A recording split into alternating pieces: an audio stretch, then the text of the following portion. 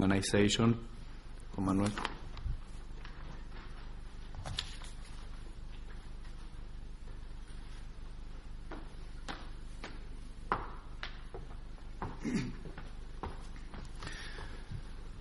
Thank you, Aldo. The thing about speaking last is that everything has already been said, and people are usually tired. So I'm going to be very factual and quick about the issues that we have talked about and in this meeting. But first, I'd like to start by presenting Minister Ricardo Patiño's excuses for not being able to attend today's invitation from the organizers. He regrets not being able to be here because he's a very active proponent of the need to develop a new international financial architecture to deal with fundamental economic and financial issues that have led to us to the type of global economic crisis that we have to face. His team in the Ministry of Foreign Affairs and in national agencies such as the Central Bank of Ecuador are working towards achieving this goal at various levels, and particularly they are working very actively in the Union of South American Nations, UNASUR, on this. As previous speakers have already touched on many of these issues, I'm going to base what I will say on what Ecuador's role has been in the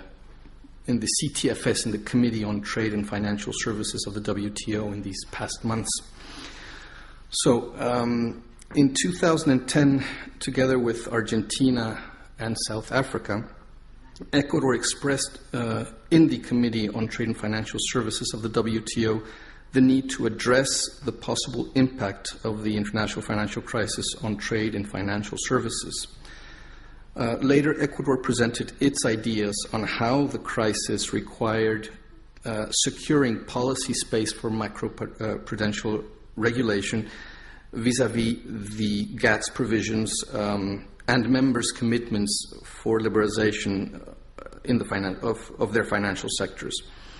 And as a result, in October of 2011, during an ordinary meeting of the CTFS, Ecuador went ahead and proposed that a specific paragraph be included in the declaration of the forthcoming WTO Ministerial Conference, which took place in December of that year. The proposal was to create a mandate by which ministers would instruct the CTFS, the Committee on Trade and Financial Services of the WTO, to analyze WTO rules, particularly GATS and the Annex on Financial Services, so as to promote and ensure the preservation of policy space for regulation likely to be required as part of the response by members to the current financial crisis. And the basis for our proposal was, of course, the relevant work that and discussions that I mentioned before had taken place in the committee on the impact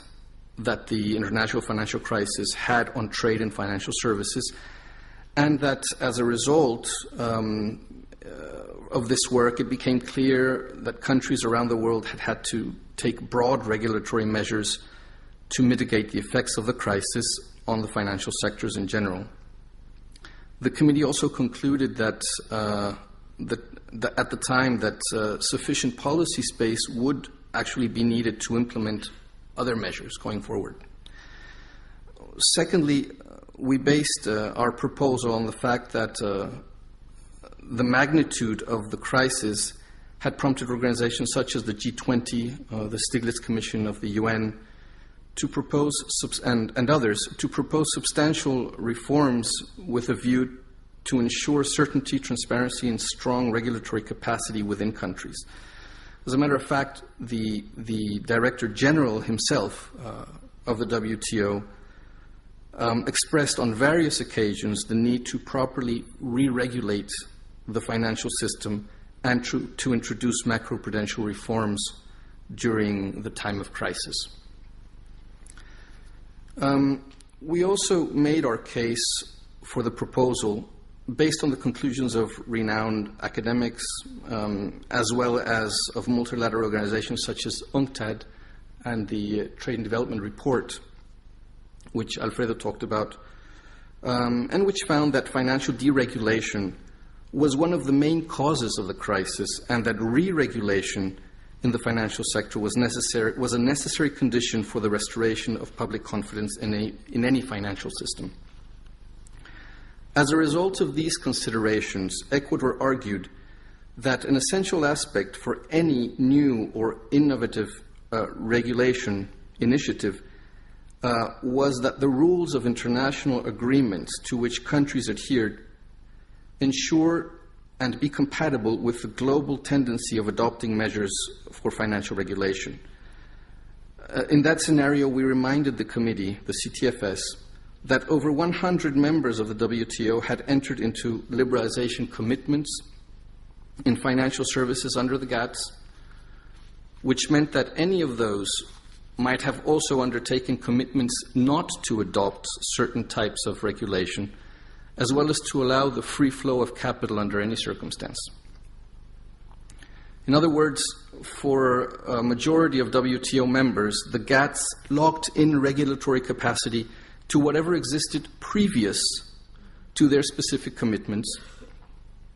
And in case of new needs for regulation, GATS provisions could potentially limit the ability to implement new measures. Moreover, we stressed the fact that although macroprudential regulation measures have not been disputed so far in the WTO,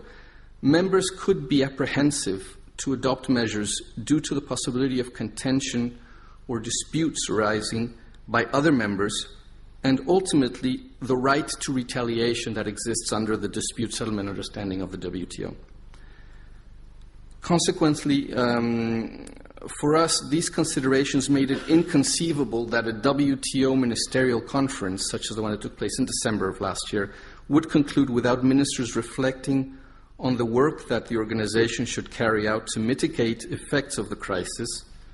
and the role that the WTO should play in the international community's efforts to improve financial systems regulation.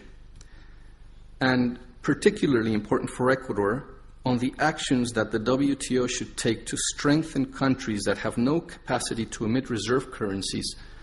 such as the case of Ecuador. We are a dollarized economy. So, in the CTFS, it has also been very important for us to stress the ominous social effects that the international financial crisis has had on a great portion of the world population. This is something that we have been very keen on. We explained how, in the case of Ecuador, the economic crisis of the late 1990s, which led us to our dollarized economy, resulted in the exodus of literally millions of Ecuadorians to other countries in search of better opportunities, an effect that my country had not experienced in the past, at least in that same magnitude. So, in practice, the core of the Ecuadorian proposal before the CTFS was to better understand the effects of GATS disciplines on members' efforts to establish macroprudential policies, and by doing so, to secure sufficient space for such regulation as a means of strengthening the stability of the financial systems. The outcome of our proposal after the October meeting of the CTFS was twofold. We gained the supports of a good number of members, particularly developing countries, on the need to talk further about the space provided by the GATS for regulation, and on the fact that CTFS was the correct forum to deal with this issue. In general, these members agreed that with the rationale of the proposal and saw merit in examining the effects of macroprudential regulation in relation to the GATS Annex on financial services.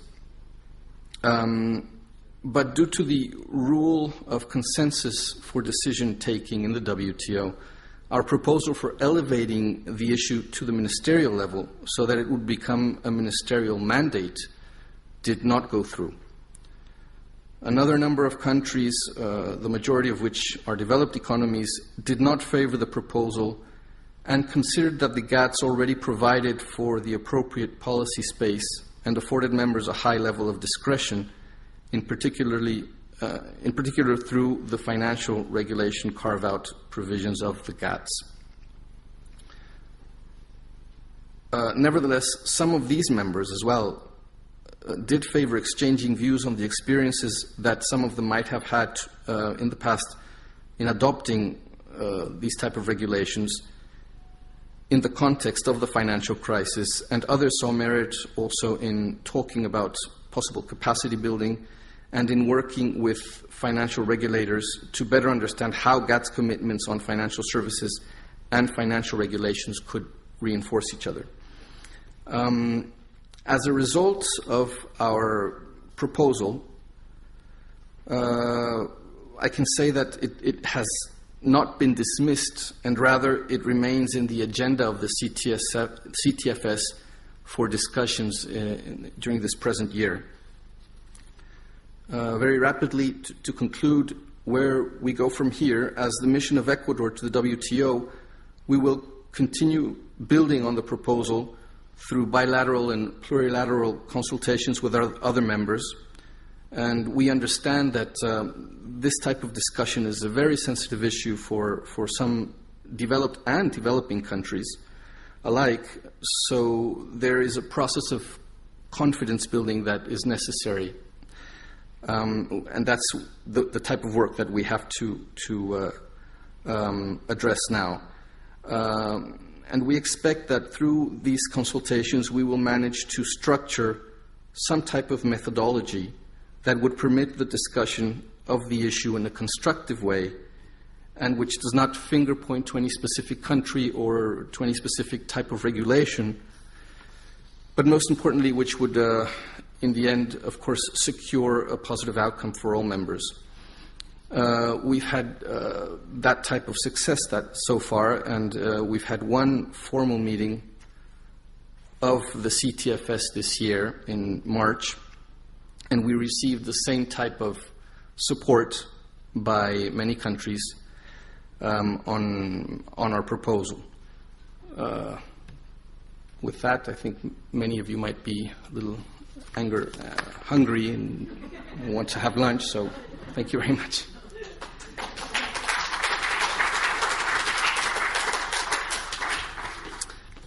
Thank you very much, Juan Manuel. And hungry man is an angry man.